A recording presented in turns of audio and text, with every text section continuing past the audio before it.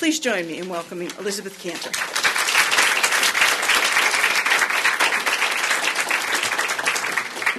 Thanks so much, Michelle, and thank you to the Claire Booth Policy Institute for asking me, and to all of you for braving the heat and coming out to hear this. The topic I was asked to talk on is how Jane Austen can save traditional marriage. And I want to get to Jane Austen as soon as I can, but first I want to start with a meme an argument that I've heard in the current battle over the redefinition of marriage. It's a kind of a physician heal thyself argument. Some people say straight people have already made a complete mess of marriage. So really the people who want to defend the current definition of marriage have quite a lot of nerve arguing against any changes. As a matter of policy, I don't think that is a very good argument because a lot of the things that are wrong with marriage today are wrong with it because of an earlier wildly experimental change in marriage, the no-fault divorce laws in the 60s and 70s. But as a matter of analysis, of understanding why same-sex marriage went from seeming like, unthinkable to seeming like really reasonable, so that it's hard to give. You look or feel maybe bigoted if you oppose it. I think that there's a lot of truth in the idea that marriage has been messed up, and that the real meaning of marriage has been even not so much messed up as forgotten. So that I would argue that even if there weren't any push for same-sex marriage at the moment, it would be really worthwhile to go back and look at, well, what was traditional marriage? What did it consist of? And why was it such an amazing deal for both men and for women? Because I think having traditional marriage as the goal of relationships actually maximized human happiness in a way that we kind of notice in its absence. This is where Jane Austen comes in. The Jane Austen Guide to Happily Ever After is actually supposed to be a practical advice book.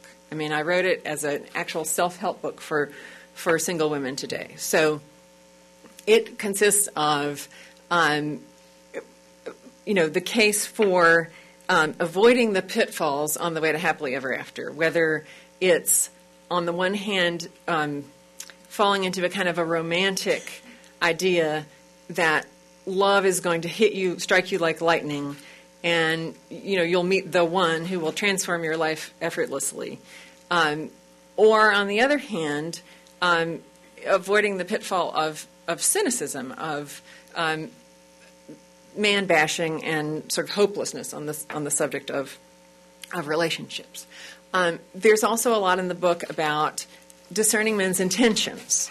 Today women often talk about how you just say, oh, he's just not that into me, or men are afraid of commitment.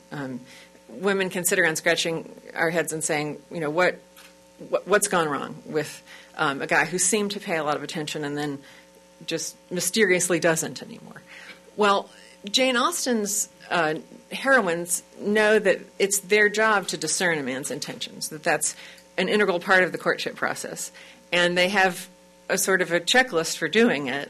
And Jane Austen gives us, I counted at one point and got about 1.3 guy with fear of commitment per novel. And they're all different from each other. So you have a callous player like Henry Crawford in Mansfield Park, who is acting, as Jane Austen says, out of cold-blooded vanity. You've got a rake like Willoughby in Sense and Sensibility, who is essentially married to his own immaturity. You've got a guy like Bingley in Pride and Prejudice, who is actually falling in love with Jane, but he's just falling in love a little slower than she is, so that when something comes up and he gets distracted, he doesn't really follow through. And then even you've got a guy like Captain Wentworth in Persuasion, who is really in love with Anne and would tell her so, except he's kept off by the retarding weight of jealousy. So I think it can help in a fairly practical way to look at Jane Austen. How did women in her novels handle sort of these problems, and can she give us really practical advice? But in the course of researching the book, I learned some other things. Some things just about sort of how terrible things are out there right now.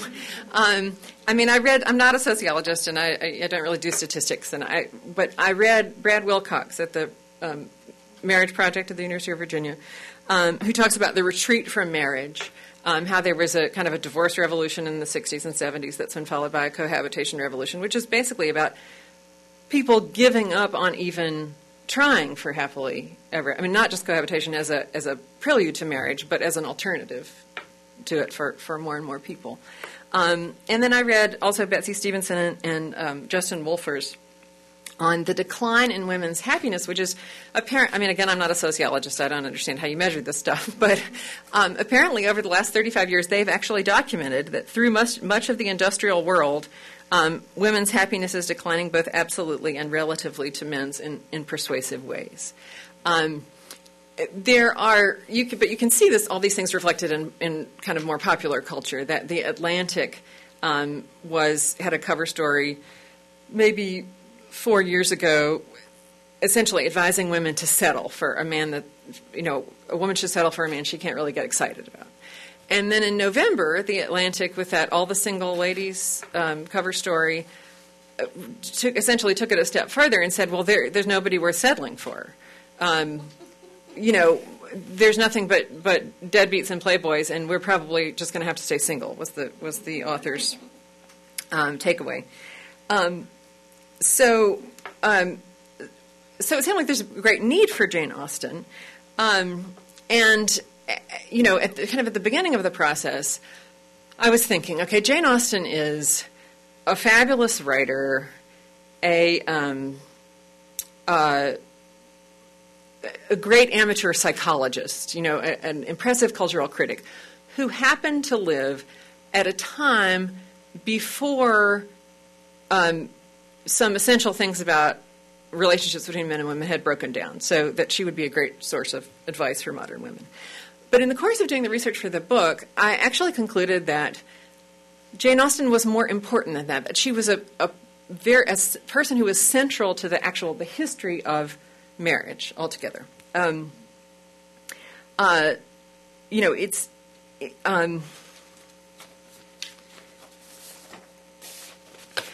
If you start with this data point, okay, Jane Austen is a genius. Would everybody agree? Or that seemed like a data point to me, right? Jane Austen is a genius in the sense that she created a body of work that is enormously impressive, that is a classic that we still read today.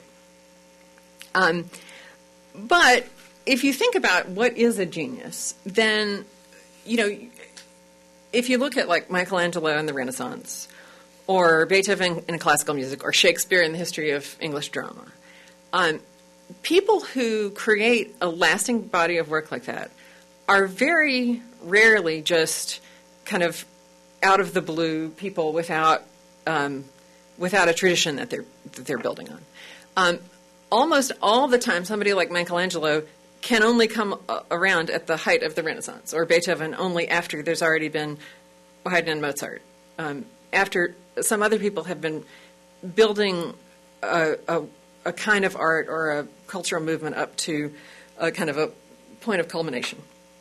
So everybody would agree, I think, all the critics would agree, that that Jane Austen is the culmination of the development of the novel of manners.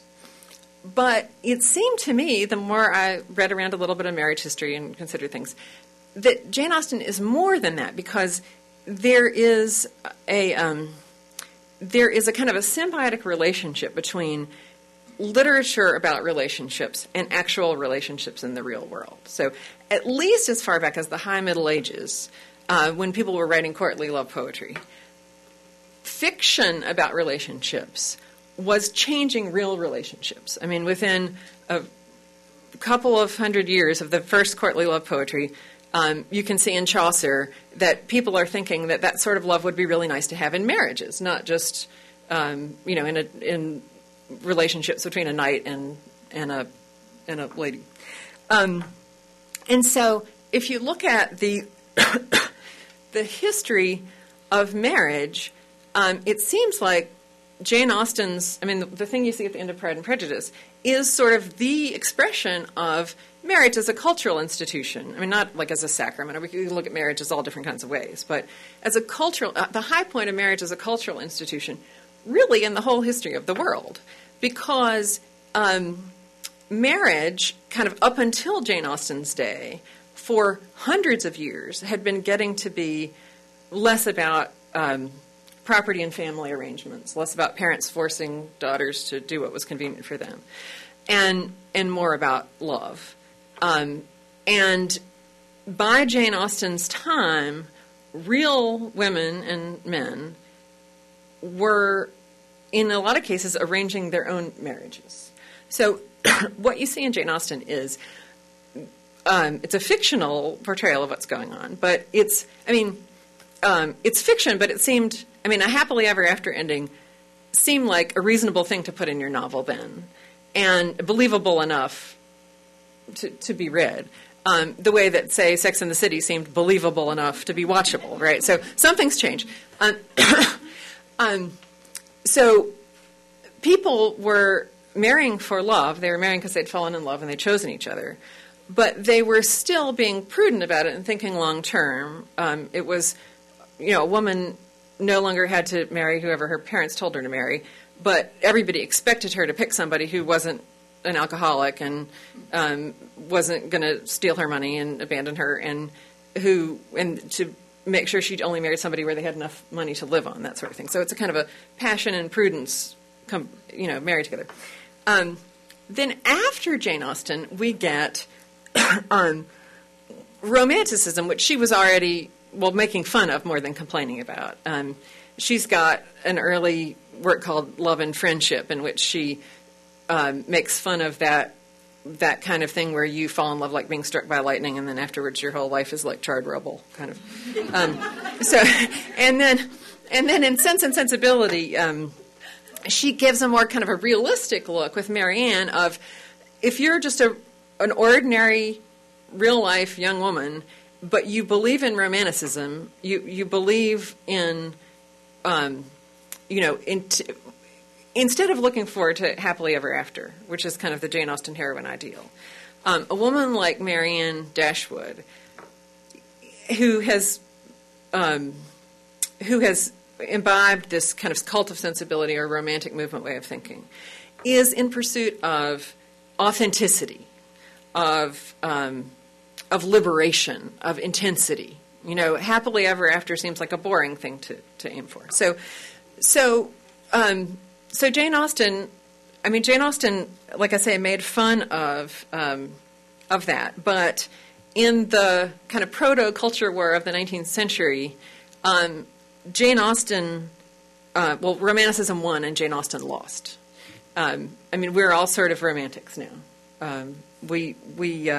It's very hard for us to help thinking about things in that romantic way. And you know how history, they say, is written by the victors. So a lot of marriage history that you can read in here is written by people who kind of are the heirs to the romantics and who believe in that liberationist. Feminism is a liberationist ideology, right? An example of one. It's from a kind of a liberationist history of marriage that you get the argument that what we think of as traditional marriage is not really all that traditional, right? That, they're focused on the idea that marriage for love is some kind of historical anomaly. If you read, for example, Stephanie Kuntz, who her book's called Marriage, A History from Obedience to Intimacy, or How Love Conquered Marriage, and that Kate Bullock article, All the Single Ladies in the Atlantic, drew really heavily on her work. And she is, she's done a lot of really interesting research about the facts of marriage for thousands of years, and she kind of she explains how she discovered in her research she had to keep pushing back. I think she says what she learned when she was like in women's studies or whatever, and as a student was that marriage for love was essentially a modern invention, and she had to keep kind of pushing it back more toward Jane Austen's day. But she still makes the argument that real traditional marriage is like arranged marriage, is for property arrangements and for a division of labor.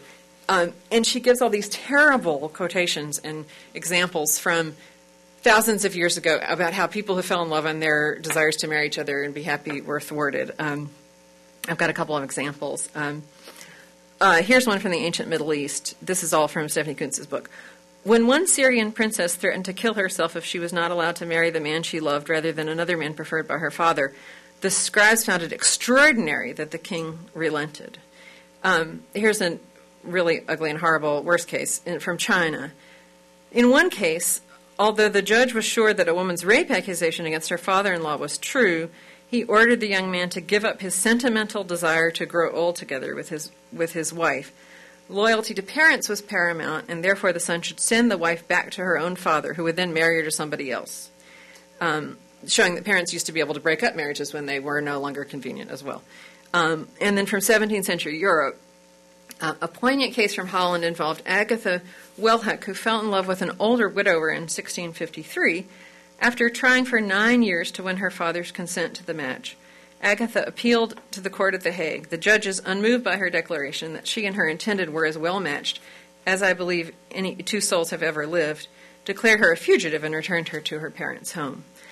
Those are all true, good examples of how thousands of years ago, or hundreds of years ago, people didn't have what we call traditional marriage for love. But if you think about it, the examples all sort of cut the other way, too. I mean, they're all examples of how what we think of as marriage that can't be arranged or broken for practical purposes, but is for love, it was a universal desire of people all the people in these stories are wanting the thing that was finally sort of coming to fruition in Jane Austen's day. So if the Jane Austen kind of marriage is our ideal, and I think it still is our ideal from the number of people who are still watching Pride and Prejudice on, then what does that traditional marriage consist of?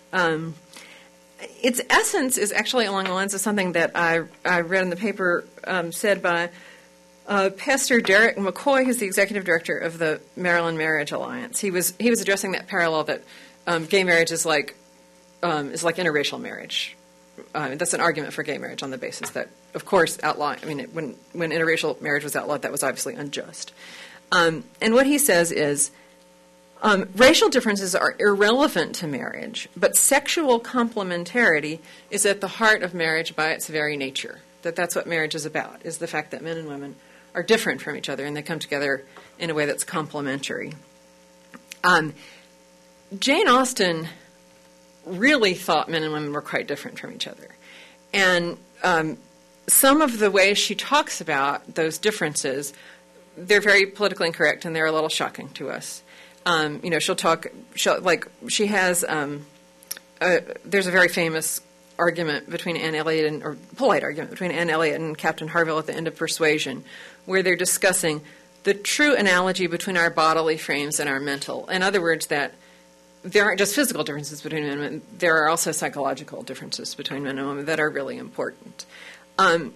Probably the most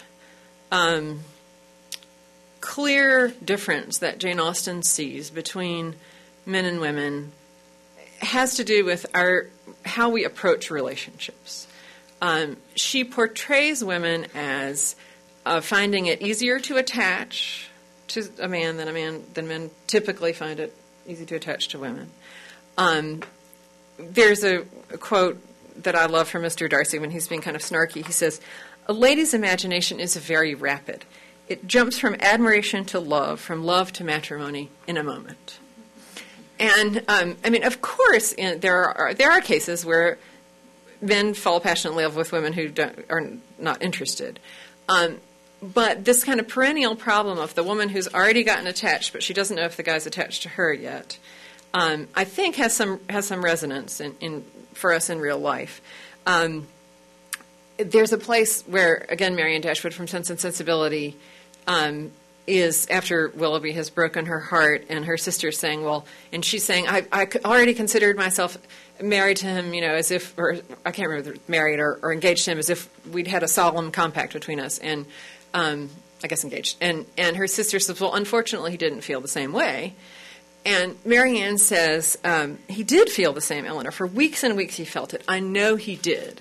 So you're left with a situation in which you have to conclude that either he didn't really feel quite the same way, right, or somehow he could feel the same way, but then it was easier for him to change his mind afterwards. Jane Austen portrays men as having sort of shorter time horizons in terms of relationships than women. Women are thinking ahead about where the relationships are going, and that difference, that kind of tension between men and women, and how different we are, is really sort of the essence of the plots of the novels, and not just really Jane Austen novels, but of all novels of manners, because once men and women are marrying for love and not having arranged marriages, once then they're just alone negotiating with each other.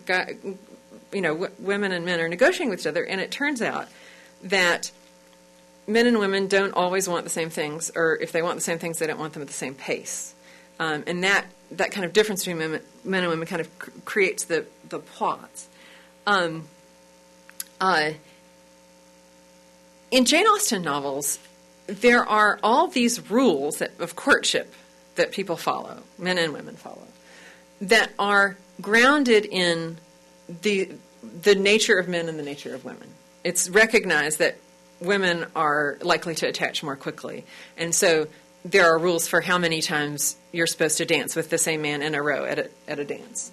That to create a space in which you can get to know a man without falling so hard for him that you sort of no longer have a choice. Because what you're supposed to do is be getting to know whether he's a good match and a decent human being, and you can't really do that if you fall for him so quickly that you can't see him straight anymore. Now,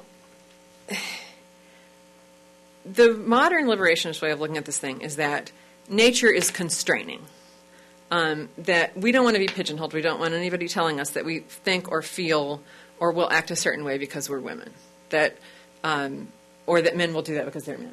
That feels like a kind of a trap that people want to be through with, that want to get out of. But I think that there's actually a lot of evidence in terms of modern relationships. Well, there's more evidence in the world today that men and women really are different than there was in Jane Austen's day. There's more science about it. I don't know if you've seen those Simon Baron-Cohen experiments with babies, being shown pictures of faces or of moving objects. And at the very earliest stages, boys are just more drawn to follow the mobile.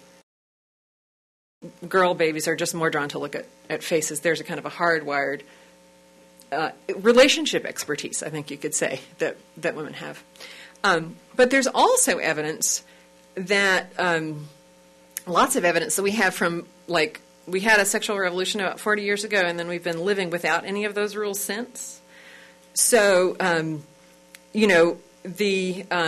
the theory is that we have an even playing field between men and women, but somehow there's a disparate impact on women, as you might say, when nobody is supposed to be living by those rules. The most amazing example that I found of this is this just sort of a piece that's incredibly revealing about the experience of modern women in terms of relationships. It's a piece a woman named Marguerite Fields wrote for a contest in the New York Times, that modern love series that they have in the Times. And essentially, she doesn't know any men who will commit, and the one guy she thought was a real stand-up kind of a hero because he actually had a girlfriend instead of just being a player. It turned out that when she talked to him about it, that he liked being in this relationship because it was an open relationship, and So anyway, so she was disappointed in her. Anyway, she's very frustrated with the guy she knows, and so what she says in the article is, I tried to remember that I was actively seeking to practice some zen-like form of non-attachment. I tried to remember that no one is my property and neither am I theirs. And so I should just enjoy the time we spend together, because in the end, it's our collected experiences that add up to a rich and fulfilling life. Now, what I noticed reading this article was that the men in Marguerite Field's life do not have to put a lot of effort into having this Zen-like sense of non-attachment to the people that they are intimate with, right? So Marguerite Fields is liberated from any old-fashioned rules, right, about her relationships. But in a funny sense, I mean, she's liberated from the rules that were based on the theory that men and women's natures are differ by nature. But she's trapped in a different way. I mean, she's trapped essentially trying to make herself have male psychology is what she's trying to do to solve the problem that living in the world she's living in causes her a lot of pain. I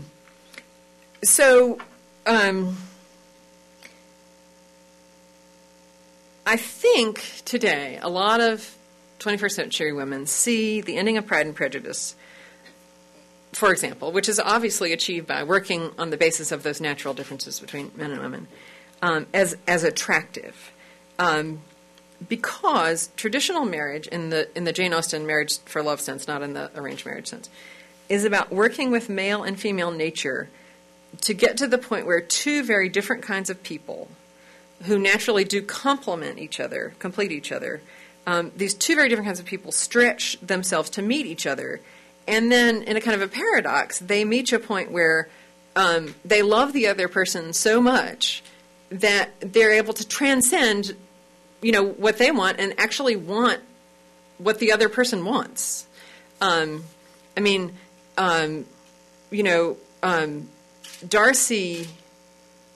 Elizabeth doesn't have to negotiate with Darcy today a relationship might start with something physical, and then it might be that the woman has a hard time getting the man to kind of admit that he's her boyfriend, right? And then maybe they live together, and then she might have to start a campaign for persuading him to propose. And then, it's a kind of a negotiating process where, both of the parties are trying to squeeze out of each other things that they want. And I think that partly because of no-fault divorce, that goes on still after people are legally married. Then you still have to start up another campaign about, can we have children? And what people see in a like the end of Pride and Prejudice is quite different. It's because of the space that those rules based on the idea that men and women are quite different from each other, because of the space created by those rules, Darcy comes to a place where he wants to lay all those things at her feet. He kind of transcends the limitations of his nature, and she's also transcending the limitations of hers. And until we see that as the ultimate goal of our relationships again, I don't think we're going to understand what makes people really happy. Thanks. I'll take questions.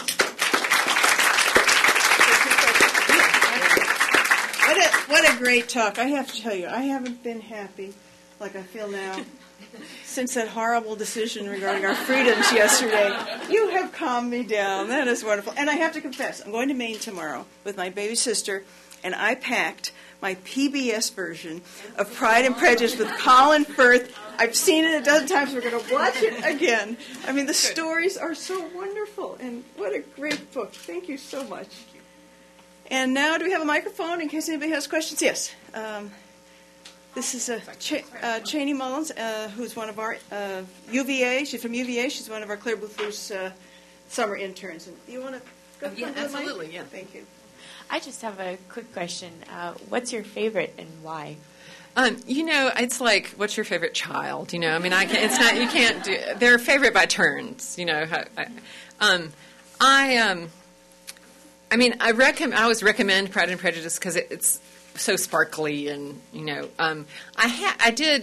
there's a special place in my heart for Persuasion because it just happens that my husband recommended. I don't remember all the, but he recommended for me to read it when we first were in love with each other, and it was like being on drugs. I mean, it was like all the endorphins from the from the just falling in love, and then the Jane Austen. It's like she somehow she captures exactly what that is like. I mean, if you've ever been in love and then you read the ending of one of her novels, it's like, wow, this lady is like a 200-year-old spinster. She never got married. How did she know exactly what this is like? But I have a question. Yes, ma'am. I mean, was she? I mean, I assume she was very popular in her day. Well, she got more popular later. I mean, but if she was popular, how was it that this romanticism won out and Jane Austen lost, as you described it? How did that happen if so many people actually respond to what she says? Well, we do, but human beings crave excitement. I think, don't you think? And I think Romanticism and all those liberationist theologies are so much easier. I mean, it's just like, well, all you have, it's like, I mean, they used to have romantic comedies that were like this one after another, like Dirty Dancing, or, the theme of that kind of movie is all you have to do is drop your inhibitions, and then everything will be perfect. So I just think it's an easier sell than the Jane Austen way, which is, well, you have to actually be a good person. You have to use your intelligence and kind of all your willpower to create the circumstances in which it will work out that you fall in love with somebody who is a decent person too. Yes, ma'am. Yeah, I mean, I know both. Just we wait for the mic because for people who can't be here, this is Laura, one of our summer interns. Thanks. I know both in Pride and Prejudice and in Sense and Sensibility, the whole problem of entailing an estate down to a male, even if he's a cousin or something, but the daughter's not getting anything. I know that was something that troubled her, and it definitely comes out as a theme in both of those books. And I know at some point Parliament overturned that whole process of entailing. So I'm assuming that she was also trying to bring about social change and social justice, in some that these were also themes that were coming out in her books. And so I'm just asking you, did you see a direct correlation between the fact that that's no longer in the law books in England and other? I know that there were other things that she was attacking that were in her culture. I don't think. I mean, you're talking about the Married Women's Property Act. I think that allowed married women to. I mean, single women already in Jane Austen's day could control their own property, but under the principle of coverture, in a family, the man had the say over financial decisions. I don't see Jane Austen as agitating to change those things. I see her as to me, it seems like she's not thinking or arguing or portraying women as, in any sense, sort of trapped by a patriarchy. She found men irritating sometimes and could make fun of them as a class, so much as just people are trapped in the circumstances of life. I mean, we don't all have Mr. Darcy's income, whether it's because of those inheritance laws or just because our parents were poor. I think she saw it more in terms of, isn't it wonderful and lucky if you're an heiress or what, but most of us don't have that, and we have to work with there will always be some sorts of limitations, I guess. How about men and Jane Austen? I'll tell you a little story. Once on a trip to Maine about 10 years ago, I had my 3 sons. They were all teenagers. And I took my PBS version with Colin Firth. And they're like, oh, it's a very small cottage that we go to. And they're like, oh, Mom, you're going to watch that? I was like, yes, I'm going to watch that. Do you know, within 15 or 20 minutes, they were all lined up and watching it. I didn't say anything. Oh, it was great. It was great. And they watched the whole thing, all the whole hours and hours of the movie. And one of them said, well, yeah, that was a pretty good story. But, I mean, we always think of women. I see some gentlemen here, and you are welcome, of course. But we think of women appreciating this. But I think men do as well, because they're good stories about people we know. Yeah, I mean, certainly lots of men have loved Jane Austen. And I think, it couldn't hurt to make her heroes your role model. Right. Yeah. I have a question myself. Downton Abbey, it's hugely popular right now. What are your comments on that? I think it's well, Downton Abbey is, I can't remember, sorry, I've started this 3 times.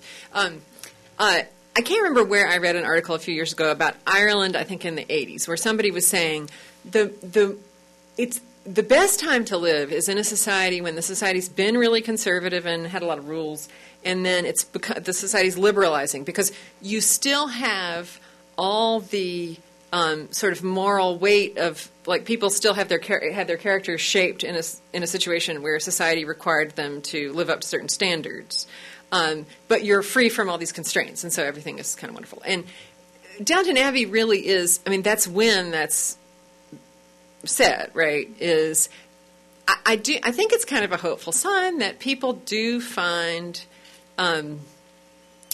hierarchy, I guess. I mean, the fact is people cannot live together unless somebody is in charge.